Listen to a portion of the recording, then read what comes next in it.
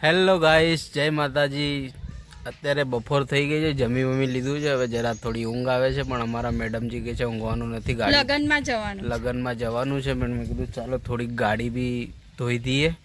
હવે ક્યારે જશું મેડમ આપણે? વાર છે, હું તો નહીં મને કઈ બ્લોગમાં કે નહીં ગાઈસ એ મહેંદી પાડી છે જો। હા જોરદાર, દે કેવી ઉગડી મહેંદી ઉગડી ને મસ્ત મસ્ત। મેં કીધું કલર નહીં જાય ને તો તમને મારીશ। કેમ? બસ બસ બસ બસ બ્લોગ ગાઈસ આ છે મારા પપ્પા। પપ્પા શું કરો છો? ચા બનાવું છું ઓફિસ માટે લઈ જવા માટે। એ ચા ઉભરી ગઈ તો ગાઈસ પતી મેં જોયું નહીં તો તમે તો જોયું નતું। તમે આટલા મોટા સાહેબ થઈને ચા બનાવો છો? અરે મને મારા હાથની ચા જોઈએ। કોઈના હાથનું ગાઈસ કશું ખાતા જ નહીં। પપ્પા એમના હાથથી જ જાતે બનાવે। ચા રસોડું બધું સબ્જી હું પેલું હોટેલ જે બનાવું છું તમને લોકો ના ભાવે। દેખો હે પપ્પા પછાડી જાય। પપ્પા જાય છે ઓફિસ। પપ્પા જય માતાજી। જય માતાજી।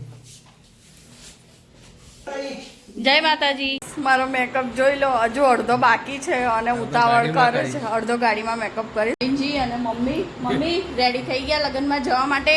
મારો મેકઅપ જો મમ્મી। ચલો ગાઈસ આપણે ફટાફટ લગ્નમાં જવા નીકળ્યા। ગાઈસ ફાઇનલી આવી ચૂક્યા છો લગ્નમાં। ભાઈજી લાગી ગયા લાઈનમાં।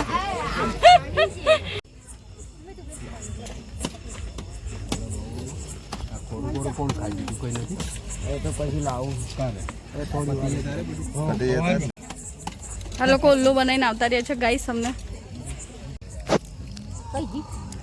નાની આવી જો નાની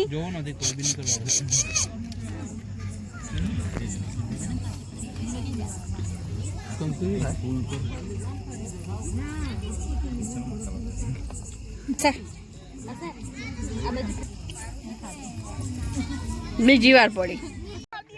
હા આવી ગયું તારામાં આવી ગયું। આ તું બોલી નહીં જ આવી ગયું। બોલ આ ગાઈસ પેલી કાલા ટીક્કા વાળી આવી મારી બેન। Bye bye omelette. Bye bye. Sari ખરાબ ના થવી જોઈએ।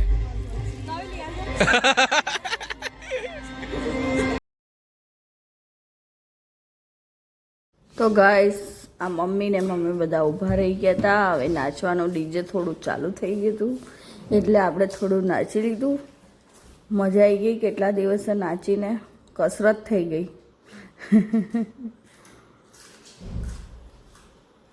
સ્પીકરનો અવાજ વધારે તો કોપીરાઇટ આવે એટલા માટે મેં મ્યુટ કરી દીધું હતું। ધીરે ધીરે બધા નાચવા આવી ગયા હતા। આજે બહુ 1 વર્ષ પછી નાચ્યા। મજા આવી ગઈ નાચીને। ભાવિનજી મનમાં એમ કહેતા હશે કે આજે એના પગ નહીં દુખતા।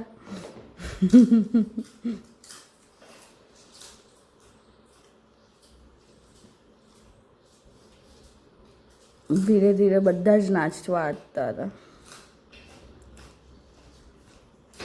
લગ્નમાં ગયા અને નાચ્યા ના હોય તો લગ્ન ના કહેવાય ગાઈસ।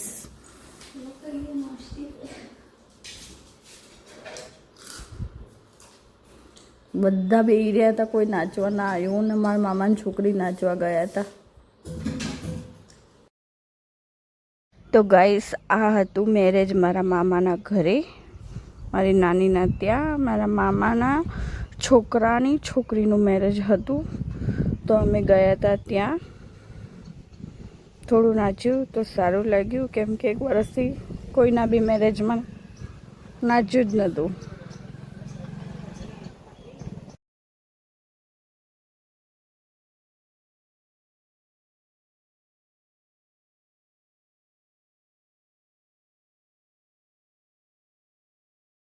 તો ગાઈસ હવે થોડી જ વારમાં ગ્રહ શાંતિનો પ્રોગ્રામ સ્ટાર્ટ થઈ ગયો છે। અને આ છે પીળા કલરની ચોલીવાળી દુલ્હન, વચ્ચે એનો ભાઈ છે અને એની ભાભી છે। તો ભાઈ અને ભાભી ગ્રહ શાંતિ કરવા બેસી ગયા હતા। મમ્મી બી આ સાઈડ બેઠી હતી। તો શીતલ પણ આવી ગઈ હતી ત્યાં। તો શીતલ કહેતી હતી મારો બી બ્લોગ લઈ લે। હાય, મેં કીધું સારું। પછી પૂજા થઈ ગઈ હતી તો બધાને આરતી આપવા માટે આવી ગયા હતા અને ભાવિનજી, આશા, સંદીપજી બધા બેઠા હતા. કોઈ બી ઊભા થાય એટલે ખુરશી ગાયબ થઈ જાય. પછી વરરાજાની એન્ટ્રી થઈ ચૂકી હતી, જાન આવી ગઈ હતી તો હું પણ ત્યાં ગઈ. ભીડ બહુ થઈ ગઈ હતી ગાઈસ. ને વરરાજા છે ગાઈસ, આ દેખો વરરાજા માટે આ પૂજા સ્ટાર્ટ થઈ. વરરાજા આવે એટલે એમને ટોળે લઈ લીધા હતા અને હવે મહારાજ એમની તૈયારીમાં એમનું પૂજાનું બધું સ્ટાર્ટ કરી દીધું હતું. મહારાજ જોરદાર માણસ છે. અને આ છે છોકરીના ત્યાંથી બધી રકમ આવી હતી, એ બધું રકમ બધી પંચ બેસી ગઈ હતી રકમ દેખવા માટે.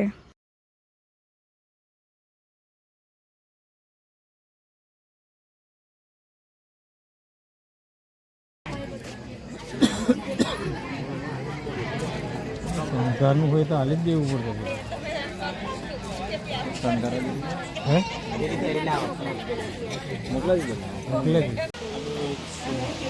ગાઈસ દુલ્હન રેડી થાય છે ત્યાં આપણે જતા રહ્યા હતા અને આ છે દુલ્હન. દુલ્હન રેડી થઈ ગઈ છે. મેં થોડો બ્લોગ લઈ લીધો તો આ છે આપણી દુલ્હન.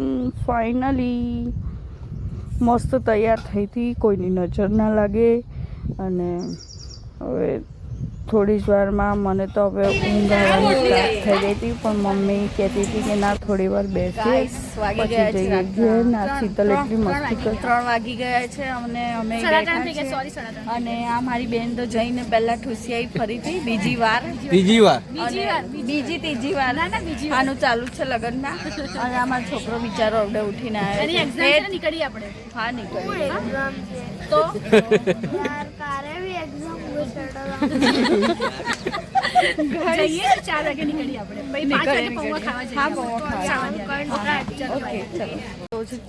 ચલ ઘેર પણ ઊભી જ નહીં થતી.